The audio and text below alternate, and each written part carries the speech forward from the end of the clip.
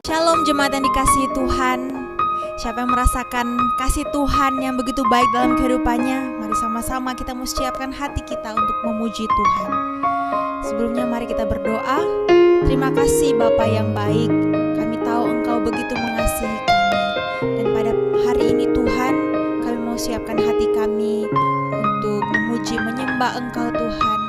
Biarlah Tuhan Engkau menguduskan seluruh kehidupan kami agar kami layak masuk dalam hadirat Tuhan.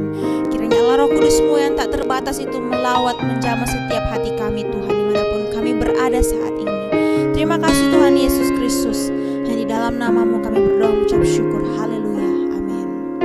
Sungguh tiada Allah yang sama seperti Engkau Tuhan. Kuasa-Mu yang mengubahkan kehidupan kami, dan kasih-Mu yang tak berkesudahan memenuhi seluruh kehidupan kami. Terima kasih Tuhan. Tiada yang seperti Engkau, kuasa-Mu mengubah hidupku, kasih-Mu tak berkesudahan, nyata di dalam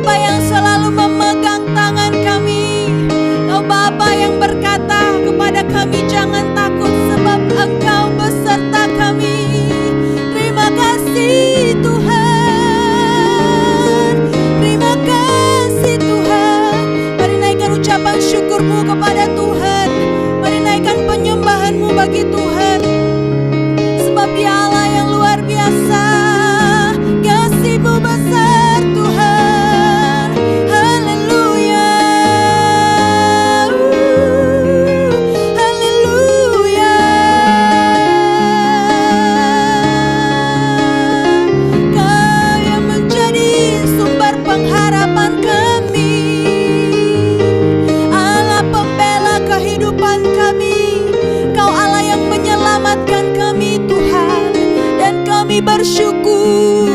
Terima kasih Tuhan, terima kasih Bapa.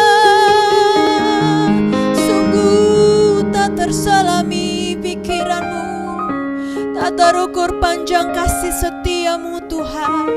Terima kasih Bapa. Biarlah pujian yang kami naikkan Tuhan menjadi ucapan syukur kami kepadamu Tuhan, sebab Engkau sudah baik dalam kehidupan kami. Terima kasih Tuhan Yesus. Mari kita angkat pujian ini, katakan takkan habis. Takkan habis kasih-Mu bagiku, mengalir di sepanjang hidupku. Tak berubah setia-Mu padaku, selamanya Kau ku sembah. Takkan habis, takkan habis kasih-Mu bagiku, mengalir di sepanjang hidupku. Tak berubah setia-Mu padaku, selamanya Kau ku sembah. Selamanya, selamanya Kau ku sembah. Selamanya, selamanya Kau ku sembah.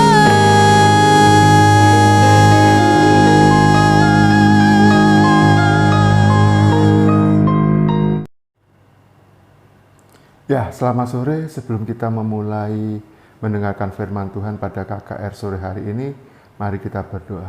Terima kasih Allah Bapa kami dalam kerajaan surga. Bapa kami mengucap syukur Tuhan. Kami mau mendengarkan firman-Mu Tuhan. Urapi hamba-Mu yang akan menyampaikan firman-Mu. Biarlah firman-Mu boleh menjadi kekuatan buat kami. Firman-Mu boleh menjadi berita dalam hidup kami Tuhan. Terima kasih Tuhan, kami serahkan dan kami mau mendengarkan firman-Mu di dalam nama Tuhan Yesus Kristus. Haleluya. Amin. Shalom kekasih Tuhan, selamat berjumpa kembali dalam KKR pada sore hari ini. KKR sore hari ini kita akan membicarakan mengenai dengarkan dan lakukan. Banyak orang Kristen kebanyakan mendengarkan, tetapi tidak sedikit mendengar itu sesuatu yang sangat minim sekali. Mendengarkan adalah sesuatu yang perlu. Mendengarkan adalah mendapatkan apa yang ingin pembicara lakukan. Kita mau lihat ayatnya di dalam Yeremia pasal yang ke-11 ayat yang keempat. Yeremia pasal yang ke-11 ayat yang keempat.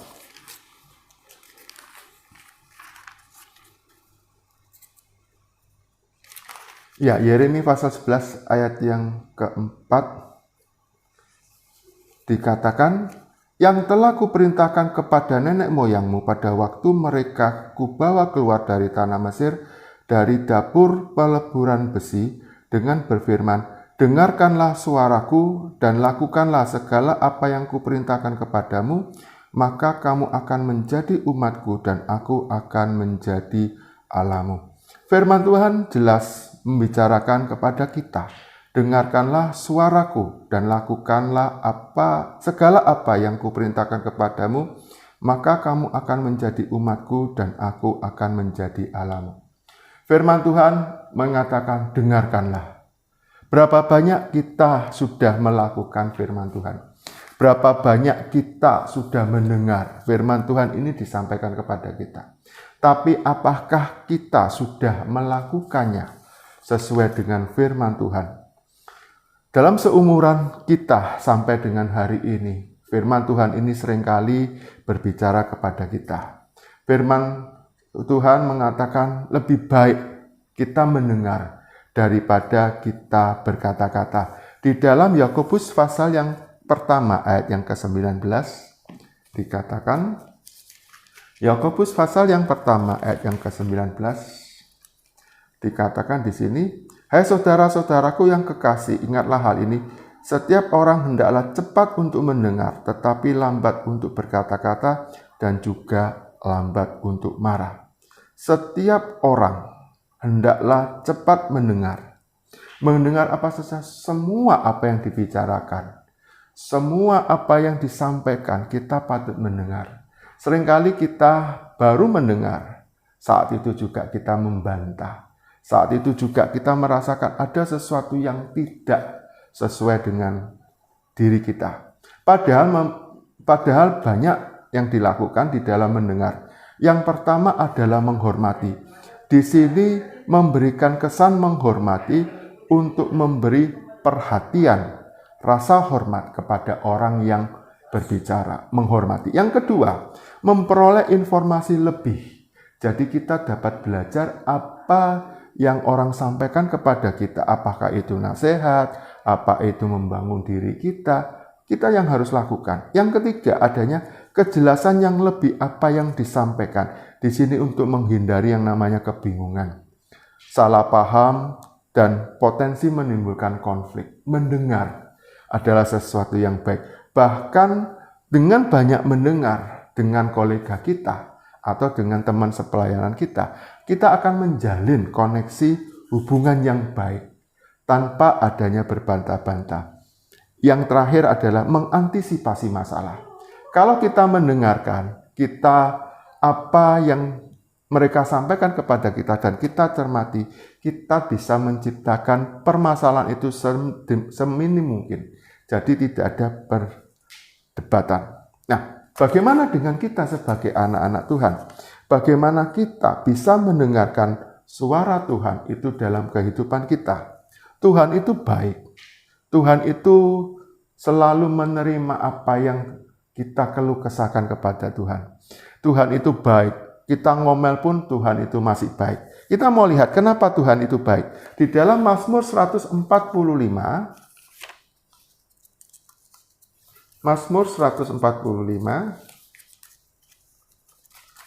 ayat yang ke-8. Mazmur 145 ayat yang ke-8 dikatakan, Tuhan itu baik kepada semua orang dan penuh rahmat terhadap segala yang dijanjikan. Tuhan itu baik kepada semua orang. Kita mau lihat lagi di ayat yang ke-8 ya, yang tadi saya baca ayat 9, yang ke-8. Tuhan itu pengasih dan penyayang, panjang sabar dan besar kasih setianya. Tuhan itu pengasih dan penyayang. Tuhan itu tidak mengenal dan membedakan siapa kita.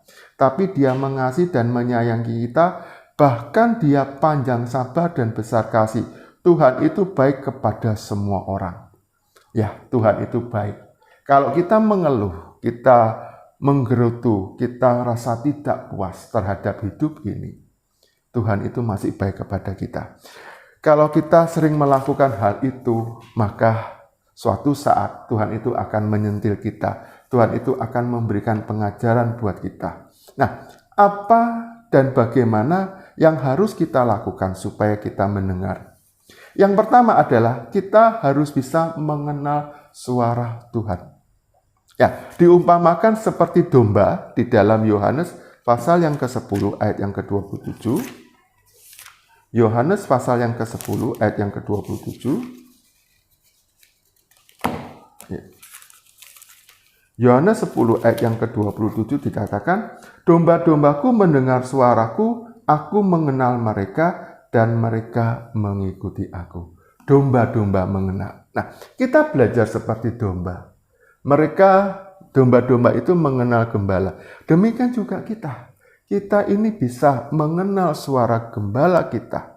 Kalau kita bisa mengenal apa yang Tuhan inginkan kepada kita. Dengan cara apa? Kita membaca firman Tuhan. Kita merenungkan firman Tuhan. Bahkan kita bisa duduk diam di kaki Tuhan. Kita mau lihat di dalam Lukas pasal yang ke-10 ayat yang ke-39. Lukas pasal yang ke-10 ayat yang ke-39. Ya, Lukas pasal yang ke-10 ayat yang ke-39 dikatakan, perempuan itu mempunyai seorang saudara yang bernama Maria. Maria ini duduk dekat kaki Tuhan dan terus mendengarkan perkataan Tuhan. Nah, kalau kita mendengar perkataan Tuhan, kita bisa duduk diam. Nah, berapa banyak kita menyediakan waktu untuk duduk diam di kaki Tuhan? Berapa lama? Mungkin kita pada saat doa pagi, atau doa malam, atau di sela-sela dalam sehari kita. Kita usahakan untuk kita bisa duduk di kaki Tuhan. Kita bisa mendengarkan suara Tuhan. Kita bisa melakukan apa yang Tuhan inginkan dalam kehidupan kita. Kemudian bisa untuk mendengarkan suara Tuhan, kita bisa mengaktifkan kehendak Tuhan itu dalam diri kita. Kita peka. Kalau kita peka, kita bisa mendengarkan firman Tuhan. Kita bisa mendengarkan perintah-perintah Tuhan. Bahkan kita bisa mendengarkan apa yang Tuhan inginkan dalam kehidupan kita. Terlebih lagi kalau kita bisa menerima kehendak Tuhan. Mungkin dalam kehidupan ini seringkali kita merasa, kok begini-begini saja ya. Tetapi dengan begini-begini saja, Tuhan itu punya rencana. Tuhan itu mau supaya anak-anaknya mendengarkan perkataan Dia. Cara Tuhan berbicara banyak hal. Bisa melalui firman Tuhan. Nah, kita mau lihat seperti apa berbicara melalui firman Tuhan. Di dalam 2 Timotius pasal yang ketiga, 2 Timotius pasal yang ketiga yang ke-16 dikatakan, segala tulisan yang diilhamkan Allah memang bermanfaat untuk mengajar, untuk menyatakan kesalahan, untuk memperbaiki kelakuan, dan untuk mendidik orang dalam kebenaran. Melalui firman Tuhan.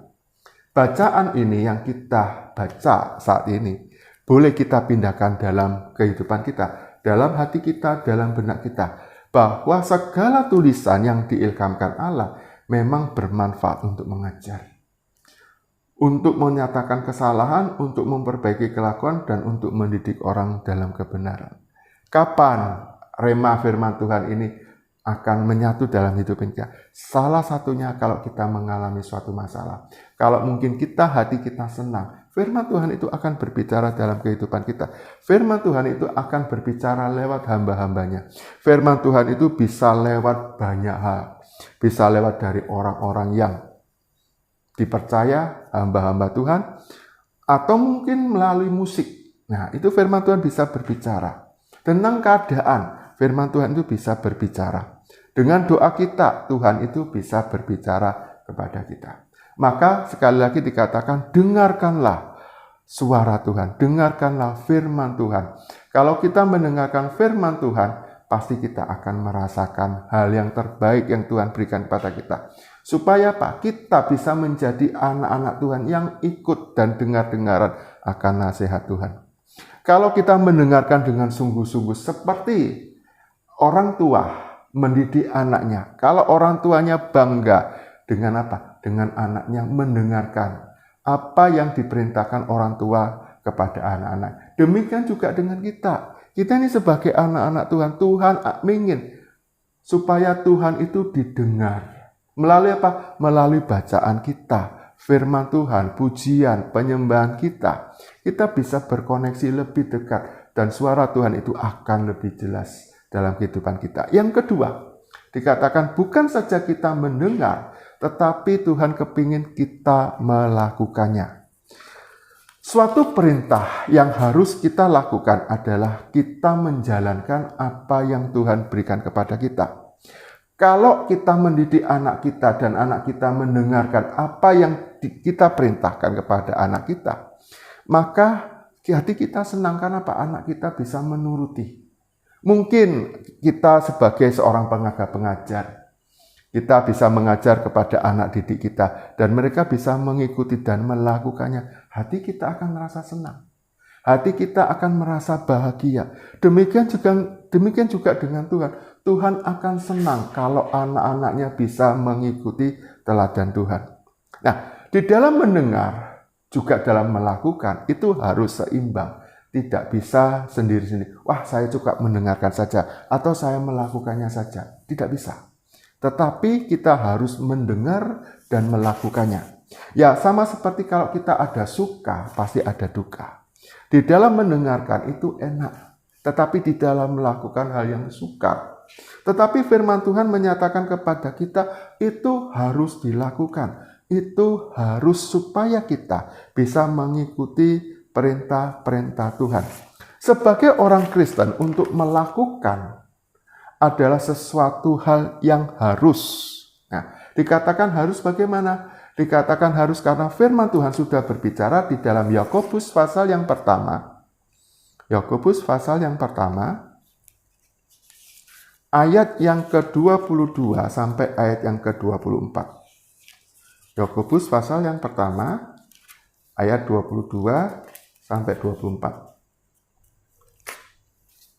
Ya, dikatakan begini, di dalam Yakobus pasal pertama ayat 22 sampai 24, tetapi hendaklah kamu menjadi pelaku firman dan bukan hanya pendengar saja, sebab jika tidak demikian kamu menipu diri sendiri.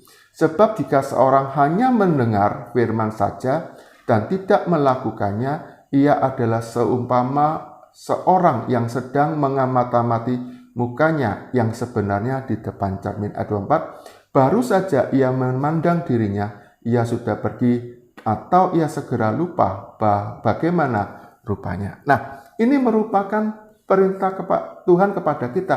Hendaklah kamu menjadi pelaku firman, bukan hanya pendengar.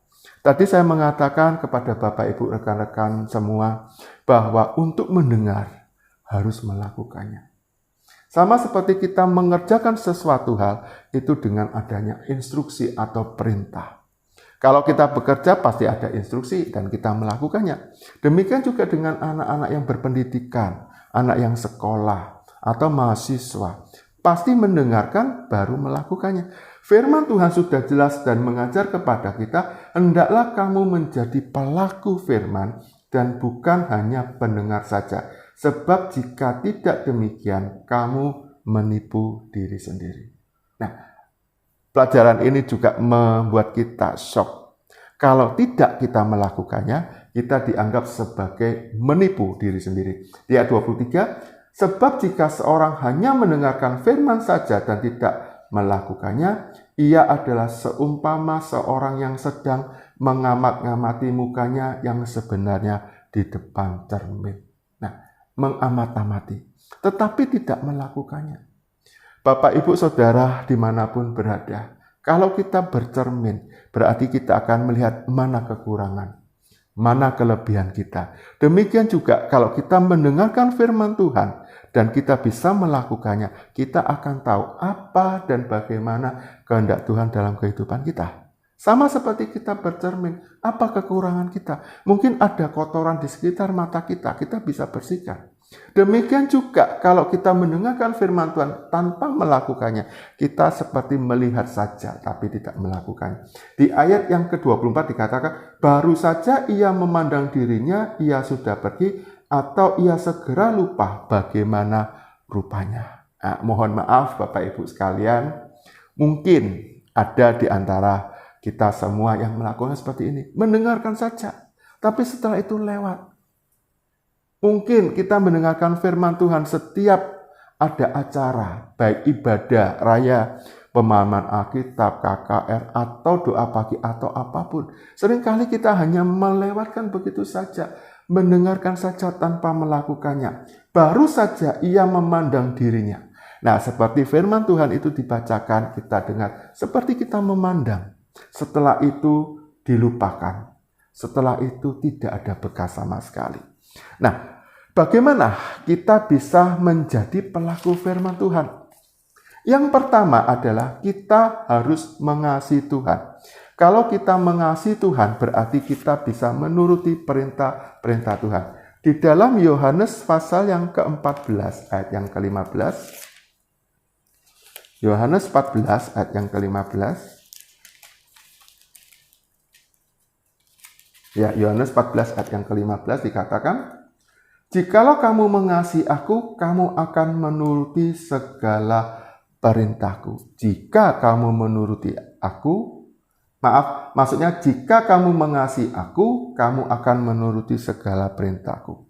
Kita orang Kristen, kita orang yang sudah percaya, untuk bisa melakukannya karena kita kasih kepada Kristus. itu bisa kita lakukan perintahnya. Tapi kalau kita tidak mengasihi, kita tidak akan menjalankannya. Demikian juga kita mengasihi keluarga kita. Mengasihi keluarga kita, maka kita akan menuruti apa yang menjadi keinginannya. Mungkin kita mengasihi anak-anak kita. Anak-anak kita meminta sesuatu hal, kita akan menuruti. Demikian juga dengan Bapa kita di surga. Kalau kita mengasihi Tuhan, maka Tuhan pun akan menuruti segala perintahnya. Di ayat yang ke-16 dikatakan, Aku akan meminta kepada Bapa dan ia akan memberikan kepadamu seorang penolong yang lain supaya ia menyertai kamu selamanya. Ia akan memberikan memberikan kepadamu seorang penolong yang lain supaya ia menyertai kamu. Nah, kita bisa melakukan, kita bisa mengikuti perintah Tuhan dengan cara apa? Kita mengasihi Tuhan. Yang kedua adalah kita taat kepada Tuhan. Di dalam Matius pasal yang ke-7,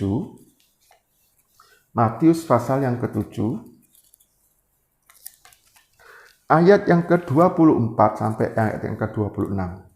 Matius pasal yang ke-7 ayat 24 sampai 26 dikatakan, Setiap orang yang mendengarkan perkataanku ini dan melakukannya, ia sama seorang yang bijaksana yang mendirikan rumahnya di atas batu. Kemudian turunlah hujan dan datanglah banjir. Lalu angin melanda rumah itu, tetapi rumah itu tidak rubuh sebab didirikan di atas batu. Ayat 26, tetapi setiap orang yang mendengarkan perkataanku ini dan tidak melakukannya, ia sama dengan orang yang bodoh yang mendirikan rumahnya di atas pasir. Kemudian turunlah hujan dan datanglah banjir. Lalu angin melanda rumah itu sehingga rubuhlah rumah itu dan hebatlah kerusakannya. Tuhan Yesus sudah memberikan kepada kita. Ribuan tahun yang lalu, Tuhan sudah berbicara kepada murid-muridnya, kepada jemaatnya. Nah, demikian juga Tuhan berbicara kepada kita saat ini. Setiap orang yang mendengar perkataanku dan melakukannya. Mendengar perkataanku dan melakukannya. Mendengar itu sama seperti kita membangun kerohanian kita. Membangun apa yang menjadi keinginan kita supaya kita bisa berkoneksi kepada Tuhan. Kalau kita membangun dan melakukannya, sama seperti kita orang yang bijaksana. Dikatakan di sini mendirikan rumah di atas batu. Kemudian turunlah hujan dan datanglah banjir, lalu angin melanda rumah itu, tetapi rumah itu tidak rubuh sebab didirikan di atas batu. Nah, kalau kita melakukan dengan mendengarkan firman Tuhan, iman kita tidak akan roboh. Iman kita akan tetap teguh. Kalau kita hanya mendengarkan saja tanpa melakukannya, iman kita tidak akan terproses. Iman kita akan menjadi cepat pupus. Iman kita akan menjadi cepat hilang. Nah, sama seperti bangunan ini. Kalau kita mendengarkan firman Tuhan, kita dipupuk. Dan kita melakukannya semakin dalam untuk tumbuh, maka iman kita akan semakin kuat. Yang ketiga adalah menyangkal diri dan pikul salib. Di dalam Matius 16 ayat yang ke-24, Matius 16 ayat yang ke-24 dinyatakan di sini. Matius 16 ayat yang ke-24. Lalu Yesus berkata kepada murid-muridnya, setiap orang yang mau mengikut aku, ia harus menyangkal dirinya, memikul salibnya, dan mengikut aku. Nah, di sini dikatakan, setiap orang yang mau mengikut aku, ia harus menyangkal dirinya, memikul salib, dan mengikut aku. Mengikut aku, mengikut Tuhan, berarti kita mau mengerjakan pekerjaan Tuhan. Kita mau dengan sungguh-sungguh bekerja untuk Tuhan. Supaya apa? Supaya hidup kita bisa menjadi saksi buat orang lain. Bukan merasa, aku sudah dipenuhi Tuhan, aku sudah melayani Tuhan, aku sudah bisa ini dan sebagainya. Jangan. Hidup ini merupakan sebagai alat untuk bisa melayani Tuhan. Kalau kita bisa menyangkal diri kita, ego kita, kepintaran kita, semua yang ada dalam diri kita, biarlah Tuhan yang akan bekerja dalam kehidupan kita. Kita mengikuti aja. maka Tuhan pun akan dengan sangat menyayangi kita. Bahkan dikatakan lagi, kita kembali lagi di dalam Yeremia pasal yang ke-11. Yeremia pasal yang ke-11. Ya, Yeremia pasal yang ke-11 ayat yang keempat.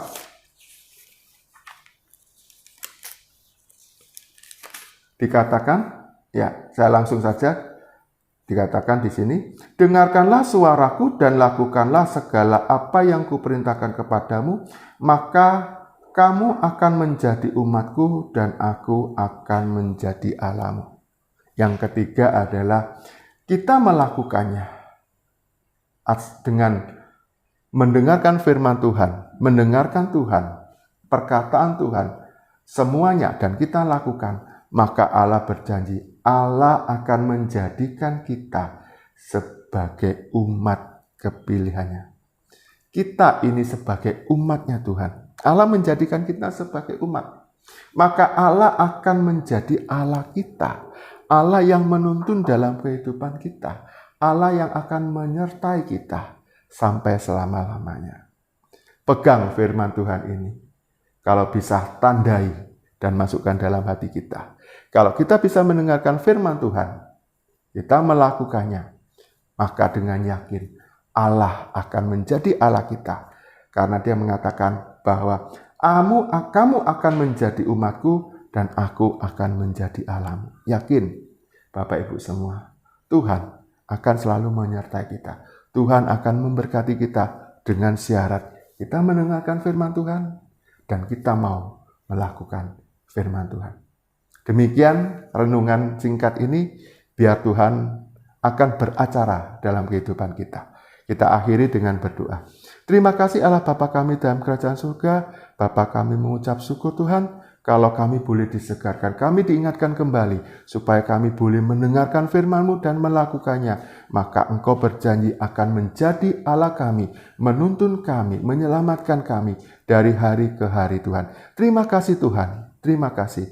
Sebentar lagi kami akan berpisah. Tuhan sertai, Tuhan jaga, Tuhan lindungi. Kami percaya berkat Allah Bapa di dalam kerajaan surga, cinta kasih di dalam Kristus Yesus dan persekutuan yang manis bersama Roh Kudus akan menyertai kami semua. Mulai hari ini sampai selama-lamanya. Kita yang percaya katakan amin. Sampai jumpa. Tuhan Yesus memberkati.